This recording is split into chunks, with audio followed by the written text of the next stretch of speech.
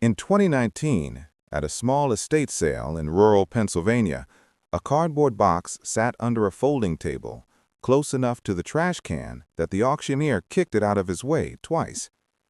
It was full of old paper, letters whose ink had bled to ghosts, cabinet cards of strangers, curled snapshots from the 1940s, the kind of family detritus that usually has value only to the family that is gone.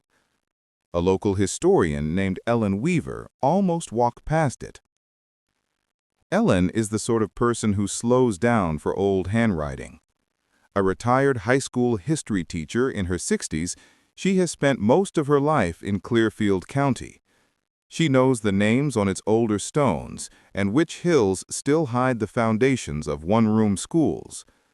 When she saw the corner of a stiff, sepia-toned photograph sticking out of that cardboard box, she reached down without thinking.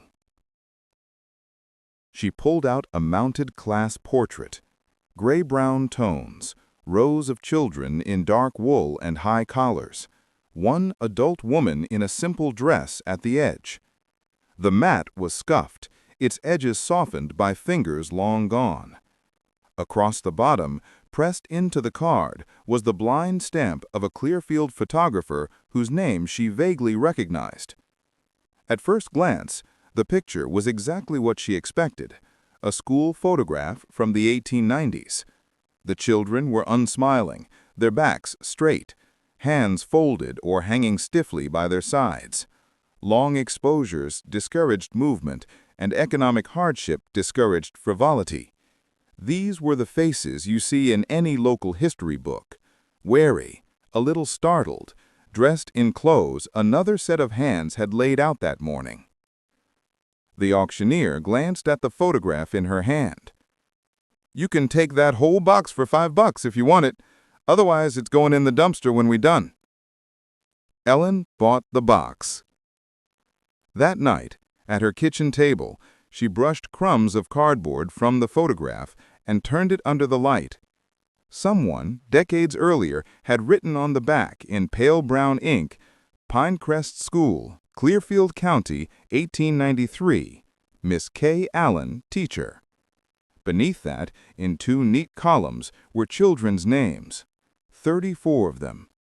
She turned the photo over again and did what anyone does, almost automatically with a school picture.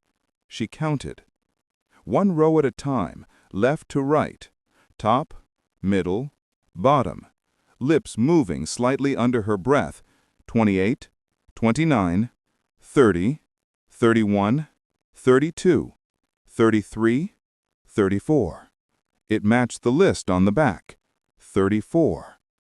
Then she tried another way, her eye traveling in a slow sweep across the width of the picture instead of row by row. Somewhere near the second row, her numbers began to slip. She went back, tried again. This time she pressed her fingertip lightly to each face so she wouldn't lose her place. By the time she finished, she had counted 36 children. She frowned, went back to the start, and counted left to right in a single long snake, starting from the top left and working all the way down to the bottom right. 34. She divided them into rows again and came out with 36. It wasn't just distraction or tired eyes. Two different methods of counting produced two different totals. When she leaned in closer, she understood why. A girl with a ribbon at her neck seemed to appear twice, once in the second row near the center and again at the far right in the back. The angle of her head was a little different, but the same slightly crooked part in her hair, the same oval face, the same solemn mouth. A boy with a distinctive cowlick seemed to be standing both behind the teacher's shoulder and 2 spaces in from the left, blurred slightly as if he had shifted just as the shutter fell.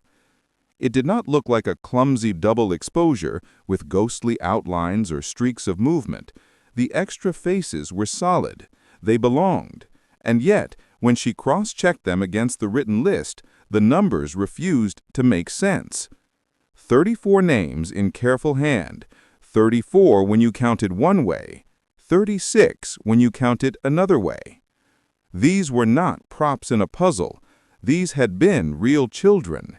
In 1893, in a rural corner of Clearfield County, real parents had buttoned these jackets and braided this hair and sent their sons and daughters to a one-room schoolhouse called Pinecrest.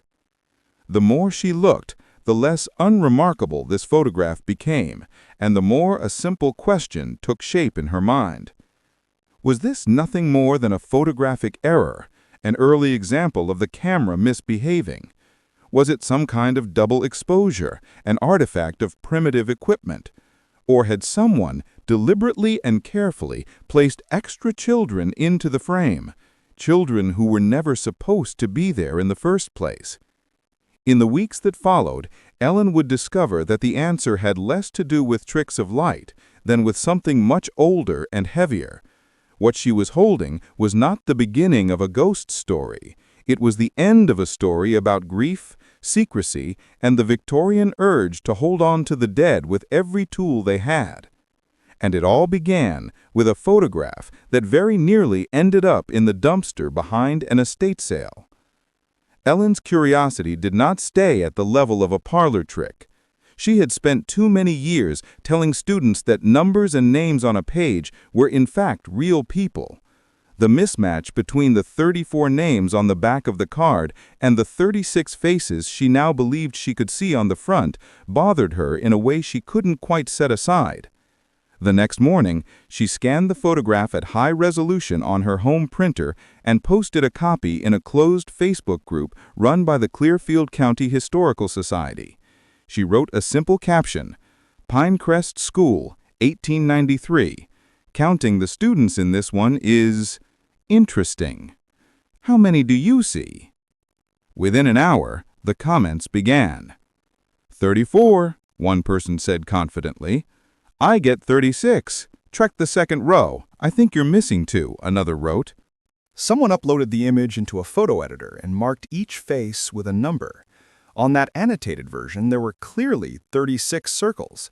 When that same person overlaid rough outlines of a few children's faces, 2 sets almost matched perfectly, the girl with the ribbon at her collar and the boy with the cowlick. That evening, Ellen carried the original print in a stiff archival sleeve to the brick building that housed the Clearfield County Historical Society.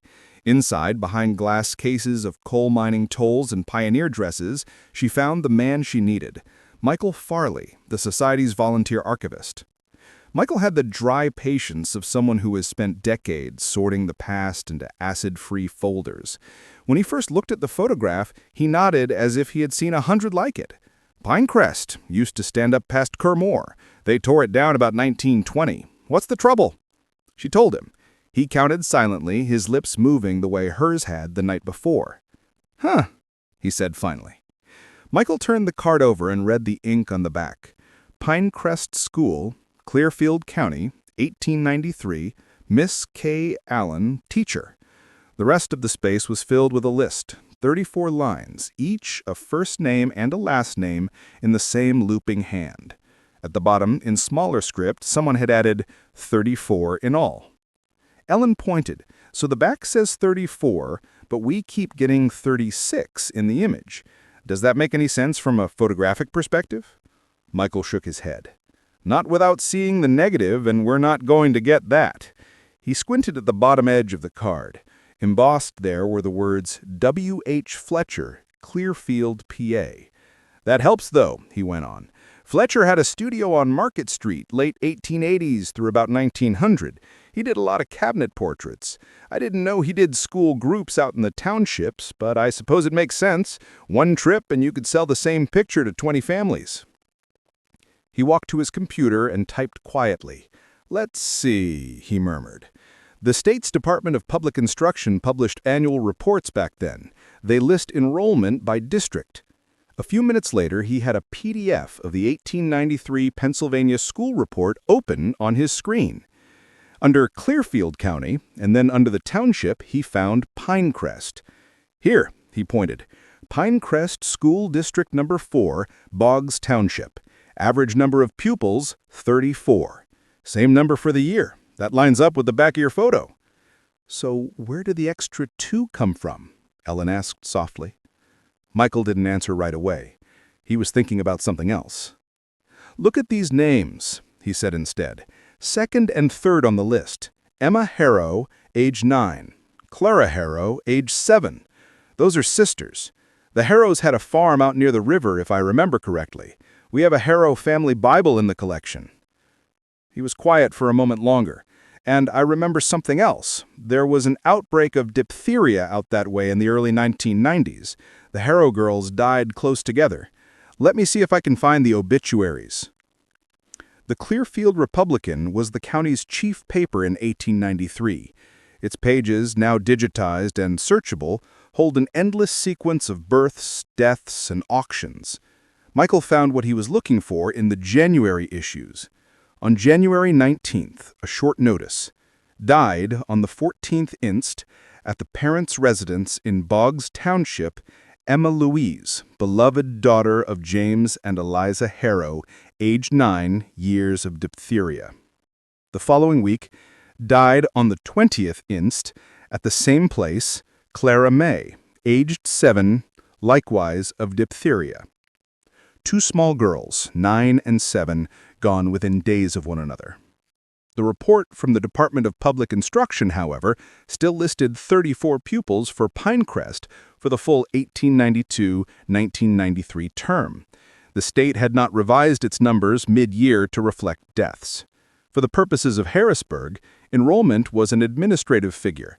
In Boggs Township, it had been a matter of 2 funerals.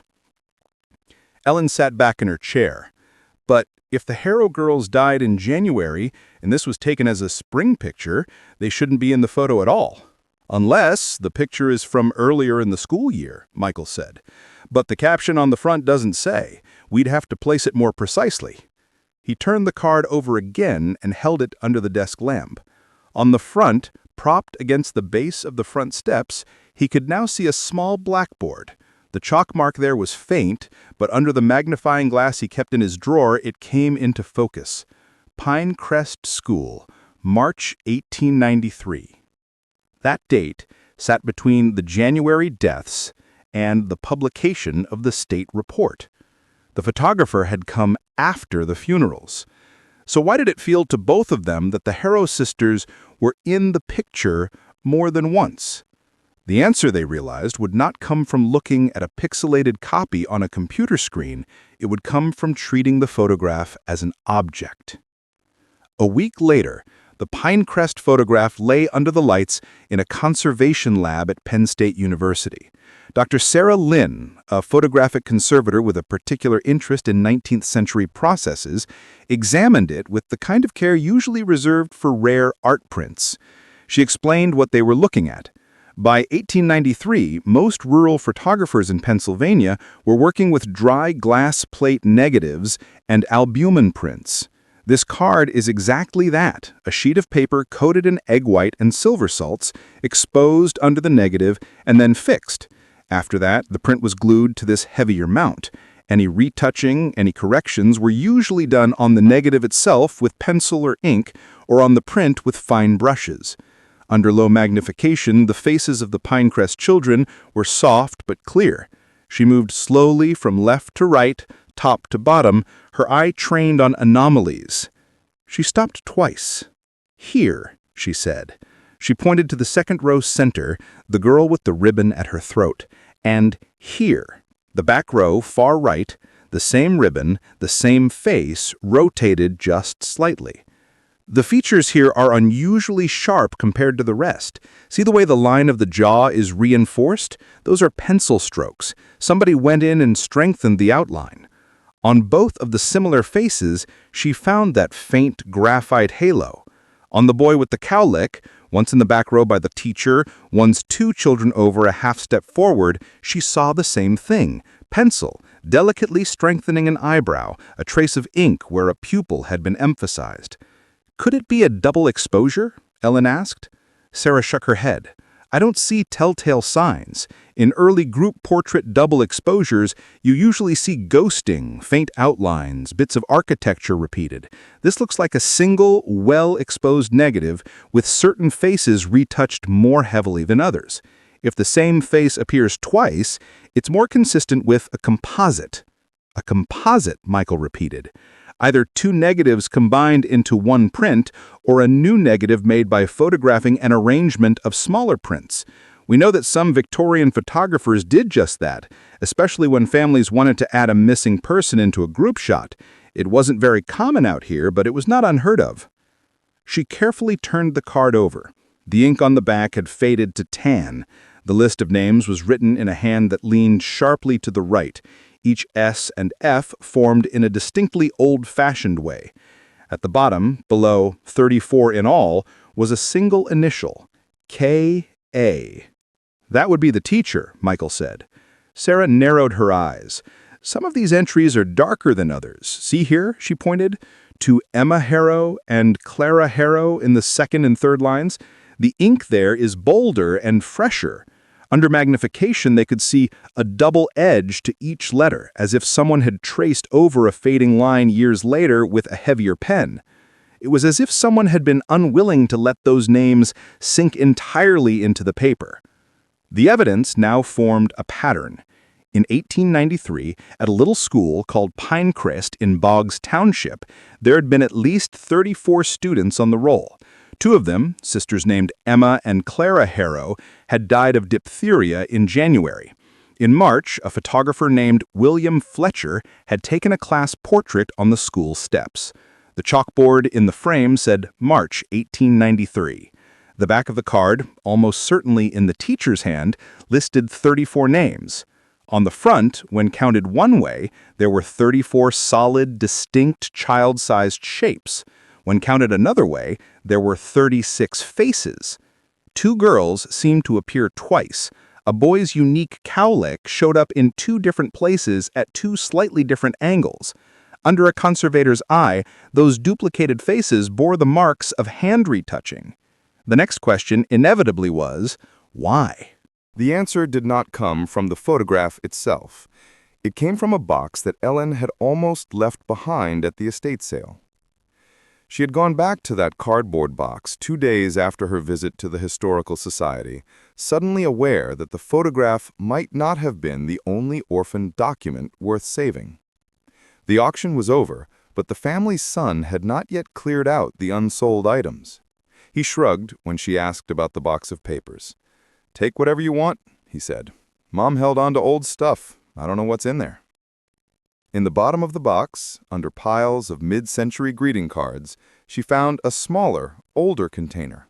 It was a cigar box, the paper label worn down to bare wood.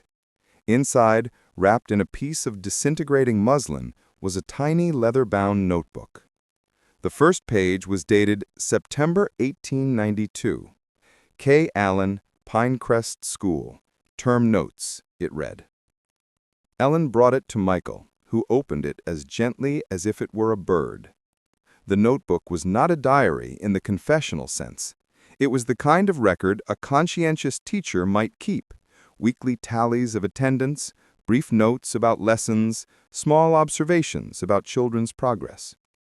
September 19, 28 present, new readers arrived from Clearfield, one entry said. October 4, rain all day. Harrow girls improving in sums, another read. Near the end of December, the tone shifted. December 29, diphtheria in Harrow household. Emma absent with sore throat. Prayed it is not the same. January 16th, Emma gone to the Lord. Clara poorly. January 23rd, Clara gone likewise. 29 children in the room and one empty bench. They watched the door as if she might yet come in. A line had been drawn under that entry, as if Miss Allen's hand had hesitated. February's notes described cold weather, stove trouble, and argument among the older boys, but Emma and Clara kept nudging their way into the margins. February 6th, new boy from Lawrence Township enrolled. Class back to 30. I still write 32 in my head. On February 28th, I cannot grow used to their absence. In recitation, I look up and expect Emma beside the map, Clara with her slate. I fear I will forget their faces. I fear that the others will not. And then, in March 9th, Mr. Fletcher of Clearfield called at the school. He proposes to make a likeness of the pupils, to be sold to parents, and to send to the county superintendent as evidence of our labors. I consented. I have never had them all in one picture.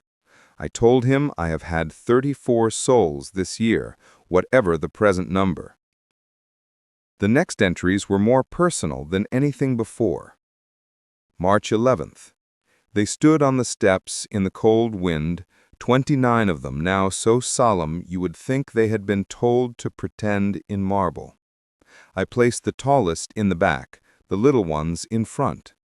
The harrow bench gaped at me like a missing tooth. I spoke to Mr. Fletcher aside.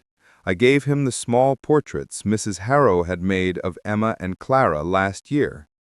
I asked if he could not put them in with the rest.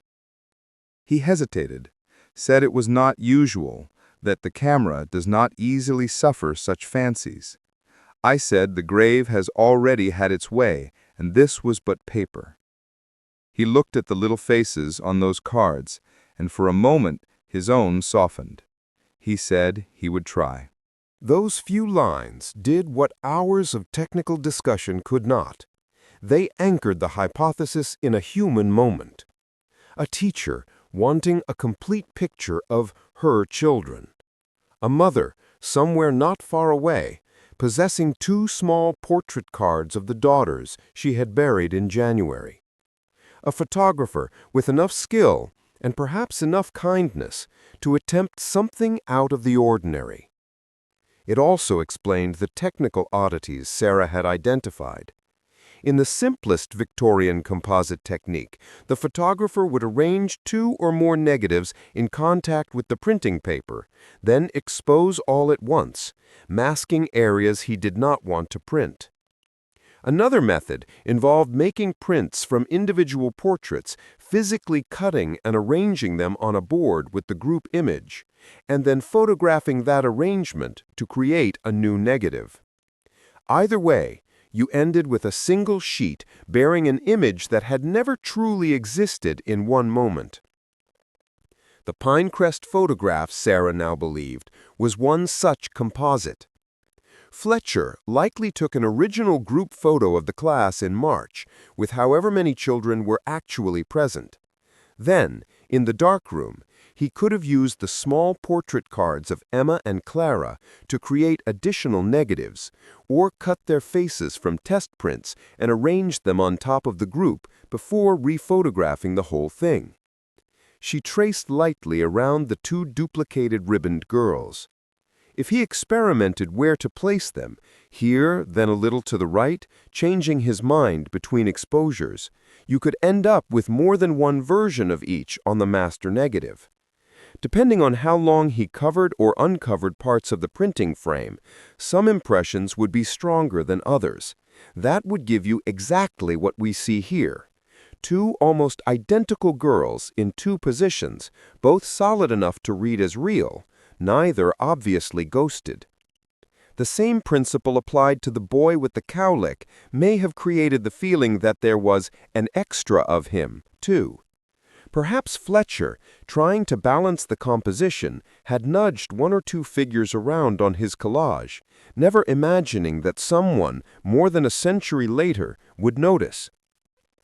The Miss Allen notebook contained one more crucial entry. March 20th. Mr. Fletcher sent proofs today. I confess my hands shook. There they all were on the steps, my 32 living and my 2 taken. It comforts me in a way I cannot name. I see the Harrow girls' faces among the others, and for a moment the arithmetic of this cruel winter changes. Mrs. Harrow wept to see it, but she did not turn away. She ordered 3 copies. The math in her language was telling. 32 living, and my 2 taken. Taken together with the state report, it suggested that the Pinecrest class had started the year at 34, risen briefly with a new boy, and then fallen to 32 after the diphtheria deaths. For the bureaucrats in Harrisburg, 34 remained the official figure. For Miss Allen, the tally was more fluid, more personal. The photograph froze her private accounting in silver. At some point, likely when she received her own mounted copy from Fletcher's studio, she turned it over and wrote the list of her children's names. She wrote 34 in her own hand across the bottom. Years later, no one could say exactly when, someone, perhaps Catherine herself in old age, or perhaps a descendant who found the fading card, had traced over Emma and Clara's names to keep them from disappearing. The box of estate sale papers provided a final thread. Among the modern Christmas cards and bill receipts were two smaller, older photographs. They were cabinet cards from W. H. Fletcher's studio. Each showed a single girl posed in front of a painted backdrop, one slightly older, one younger, both in simple dresses with their hair parted and pulled back. On the backs, in ink long dried, were the names Emma L. Harrow, age 8, and Clara M. Harrow, age 6. The years, written faintly beneath, were 1891. Tucked with them was a folded sheet from the 1930s, a letter from a woman in her 70s to Dear Cousin Ruth in Ohio. The sender, signing herself Eliza H., wrote briefly of her husband's death and her failing health. In one paragraph, she touched on the photograph. You asked if I still have the picture of Pinecrest, the one Miss Allen arranged with my girls amongst the rest. I do. It sits on the mantel. Some think it an odd thing, but to me it is the only proof that once Emma and Clara stood in that line. I know people forget. I will not. We know from probate records that Eliza Harrow died in 1934. The estate inventory lists, among home goods, one framed school photograph. At some point, in the decades that followed, it passed from mantel to drawer, from drawer to box, and finally to the table at that 2019 estate sale. When Ellen and Michael presented their findings to the board of the Clearfield County Historical Society, they tried hard to avoid the sensationalism that often wraps itself around stories like this. There were no claims of ghostly apparitions, no suggestion that Emma and Clara's spirits had bled through the emulsion on their own. What they had instead was a chain of evidence. A late 19th century photograph from a known studio. A written list of names in a teacher's hand, cross-referenced with state school reports and newspaper obituaries. A physical analysis showing deliberate retouching and duplication of certain faces. A teacher's notebook, recovered by chance, describing in her own words a request made of the photographer to put them in with the rest. Portrait cards of the deceased children from the same studio, used likely as source material. A letter from their mother confirming that such a composite picture existed and that she cherished it. Taken together, these documents told a story that fits squarely within what is known of Victorian mourning practices. In the late 19th century, grief was not something most people had the luxury of avoiding.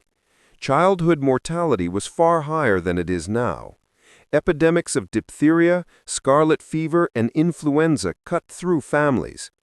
Photographs were still expensive, still infrequent.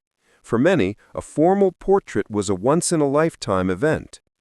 That is why post-mortem photography became so common. Families would pose a dead child as if asleep, sometimes alone, sometimes in the arms of parents or siblings. We do not need to look to superstition to understand it. In a world without home movies or camera phones, that picture might be the only one they ever had. What happened at Pinecrest in 1893 was a variation on that theme. Instead of dressing Emma and Clara for a final solo portrait, Their mother and their teacher reached for a different kind of consolation.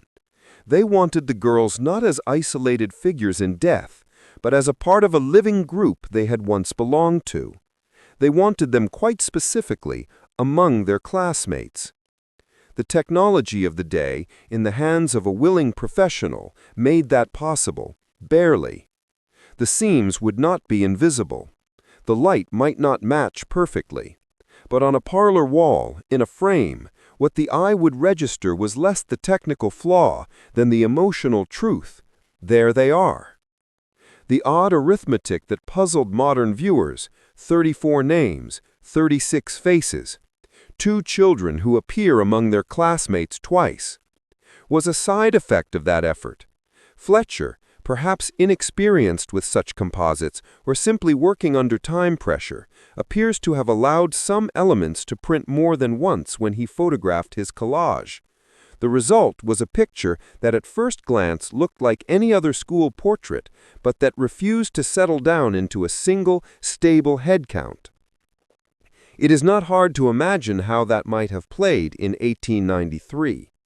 In some cabins and farmhouses, the Pinecrest photograph may have been accepted gratefully. In others, it might have unsettled parents already raw with loss.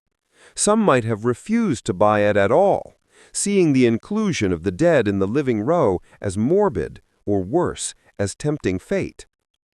No editorials in the Clearfield Republican address the picture. No letters to the superintendent's office complain about any controversy. The surviving documentary record is silent on any whispered conversations in church vestibules about that teacher who put the dead girls in the school picture. What did endure was quieter. Catherine Allen never married.